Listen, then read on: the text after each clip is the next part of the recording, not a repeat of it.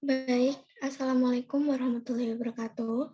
Perkenalkan, nama saya Eliana Putri Salsabila dengan NIM 1401421268. Di sini saya akan menampilkan sebuah presentasi mengenai hasil wawancara saya kepada pengusaha baru, serta menampilkan profil pengusaha nasional. Yang pertama, saya akan menampilkan hasil wawancara saya terhadap pengusaha baru. Di sini saya mewawancarai Ibu Nunung sebagai pemilik dan pendiri dari Gowans Art. Ibu Nunung atau yang bernama asli Ibu Nur Cahyati adalah seorang guru TK yang memiliki sampingan membuat berbagai macam souvenir serta handicraft. Pada awalnya, ia hanya membuat kerajinan tangan tersebut hanya untuk orang-orang terdekatnya saja. Namun, lama-kelamaan ia semakin dikenal banyak orang sebagai pembuat souvenir modern. Produk yang ia hasilkan dimulai dari seserahan, paket bunga, serta snack, mahar, parcel, hampers, hingga hantaran. Bisnis ini ia mulai dari tahun 2020 sampai sekarang.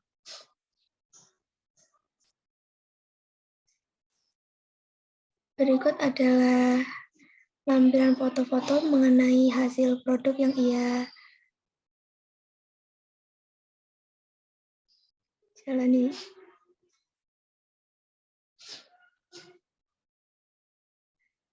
Yang pertama, saya akan membahas tentang cara memulai usaha baru.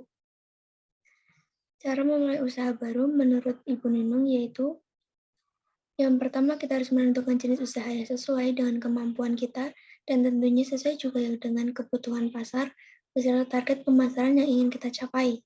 Setelahnya, kita perlu menentukan ide atau konsep bisnis kita sendiri dengan keunikan atau ciri khas yang kita miliki. Next. Yang kedua, ada strategi pemasaran. Untuk strategi pemasaran digital, Ibu Nunung menggunakan platform seperti Facebook, Instagram, serta TikTok. Sedangkan dalam strategi pemasaran non-digital, beliau menggunakan cara sebar brosur dan juga ikut berpartisipasi sebagai sponsor event-event tertentu untuk mempromosikan produknya. Next. Yang ketiga adalah omset atau penghasilan yang diperoleh.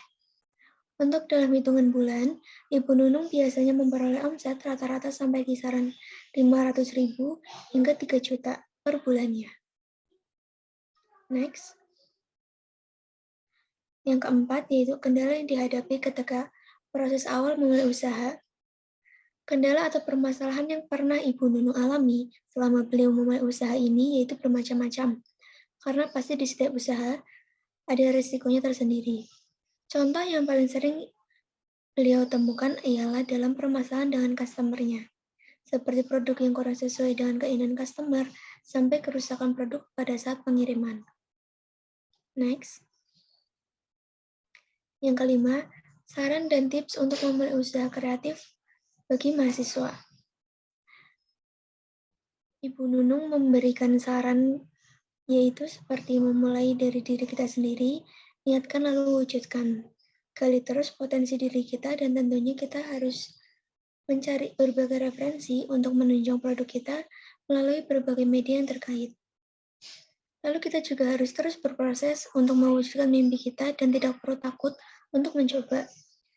Sebab pasti ada jalan di setiap usaha yang akan kita jalani. Next.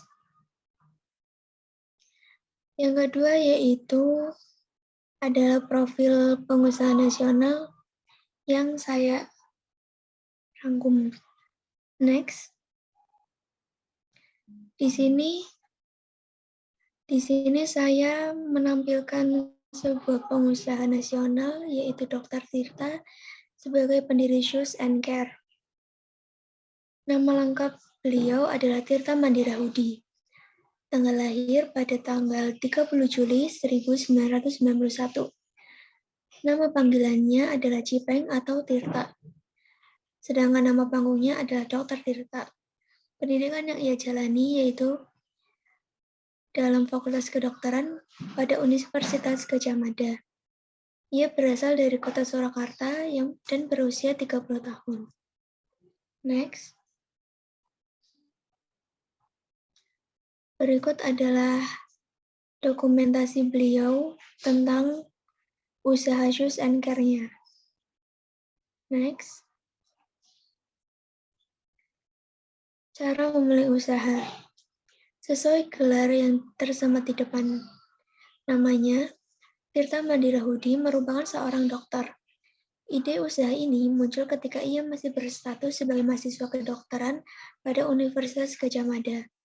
Sebelum memulai bisnis yang menawarkan jasa pencucian dan perawatan sepatu, Dr. Tirta memang sudah sangat menyukai sepatu. Jadi wajar saja bila ia mencurahkan banyak perhatian untuk merawat sepatu miliknya. Next. Di suatu ketika, ia membeli cairan pencuci sepatu asal Amerika Serikat. Berkat cairan tersebut, sepatu lamanya berhasil menjadi bersih kembali, bahkan tampak seperti baru. Teman-temannya yang sesama mahasiswa kedokteran akhirnya menitipkan sepatu mereka untuk dicuci dengan bayaran yang ala kadarnya. Pada titik tersebut, Dr. Tirta menyadari bahwa adanya peluang bisnis di balik proses mencuci sepatu tersebut. Next. Setelah ia memberhentikan diri dari dunia kedokteran, Dr. Tirta lalu menekuni bisnis shoes and care yang ia bangun. Terlebih dalam mengembangkan usahanya di bidang cuci sepatu, ia diketahui mengerjakan anak-anak yang kurang mampu. Usahanya pun saat ini membuahkan hasil yang maksimal. Kini, usahanya pun sudah mendirikan sebanyak 19 cabang di berbagai kota di Indonesia. Bahkan terkadang ia menerima orderan untuk melakukan perawatan sepatu dari luar negeri. Next. Semasa mudanya, Dr. Tirta memiliki sejarah dengan dunia anak jalanan. Ia bercerita bahwa dirinya sempat ditampung oleh preman. Dengan latar belakang itulah, menjadi sekitar 60% rata-rata pegawai shoes and care miliknya adalah mantan napi, anak putus sekolah, anak jalanan, serta anak pang. Setelah dinyatakan bronkitis kronis pada tahun 2018, akhirnya ia memilih rehat menjadi dokter di IGD dan fokus berjuang membantu teman-teman anak jalanannya di usaha miliknya yaitu Shoes and Care. Pria kelahiran 30 Juli 1991 ini memang sudah tak asing dengan sepatu. Ia merupakan seorang pecinta sneakers yang juga memiliki toko titip jual sneakers bernama @tukutu_store yang memiliki followers lebih dari 87.000 pengguna. Next.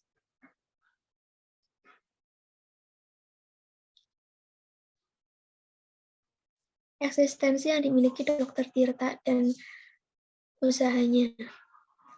Sebelum jasa pencucian dan perawatan sepatu cukup populer seperti saat ini, toko Shoes and Care merupakan penyedia jasa cuci sepatu premium pertama yang didirikan di Yogyakarta.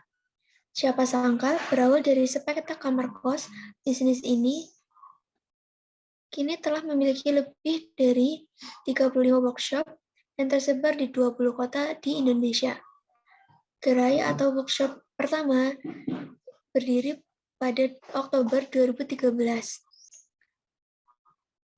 Saat erupsi Gunung Kelut pada Februari 2014 membuat Dr. Tirta Mandirahudi memutuskan untuk memberikan pelayanan secara online. Keputusan tersebut membuat bisnis ini semakin dikenal dan menjangkau lebih banyak orang. Next. Yang ketiga adalah omset atau penghasilan yang ia peroleh. Tak hanya warga Yogyakarta yang menggunakan jasa Shoes and Care, pelanggan bisnis ini berasal dari seluruh Indonesia. Bahkan beberapa berasal dari Australia, Singapura, Belanda, dan Malaysia. Konon lebih dari 700.000 sepatu telah ditanganinya.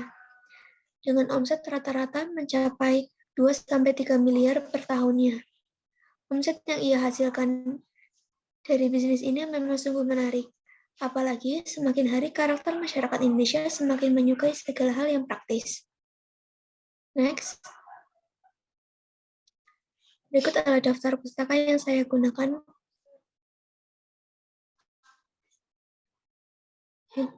Sekian presentasi dari saya. Terima kasih.